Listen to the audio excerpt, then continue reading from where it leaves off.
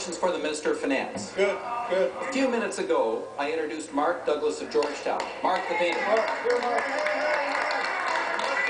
In a letter to Mr. Douglas, which was dated... In a letter to Mr. Douglas, which was dated February the 21st, 2008, the Finance Minister said he wouldn't agree to harmonizing taxes with the GST if it increased taxes, and I quote, particularly with respect to basic essentials such as home heating. I have the letter in my hands. Who was the minister? Why did the minister say he was opposed to HST on home heating when evidently he was not? Oh my goodness. Minister? Mr. Speaker, the member opposite knows full well that we have a package of tax changes, Mr. Speaker. I was delighted when the federal Conservative government offered $4.3 billion that allows us to implement a range of tax cuts. This will overall lower taxes for 93% of Ontarians, Mr. Speaker. The support of Mr. Flaherty, Mr. Harper, and the Conservative government has been very important. And your Conservative colleague from your riding, it's been very important to doing this.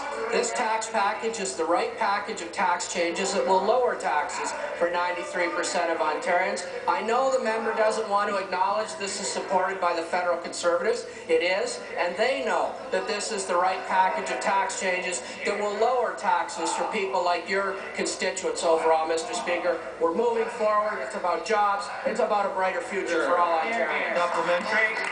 Well, evidently the minister thinks this is about the HST, but really it's a matter of whether you can trust the minister's word.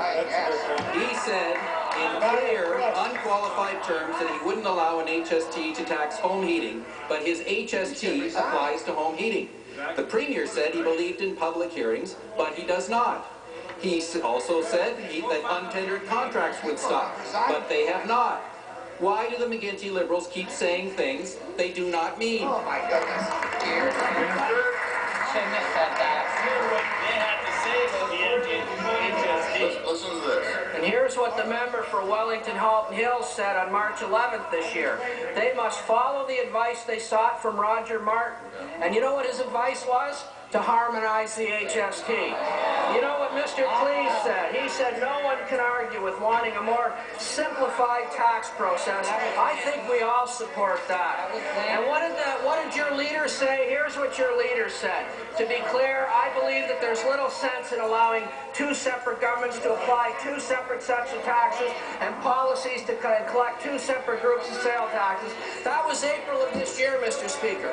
I would say to your constituent that this party has a clear, consistent position. That is to implement this tax reform package to create jobs for all Ontarians, Mr. Speaker, to make a better future for everyone. That party and its leader have been all over the map. They used to support it, now they don't.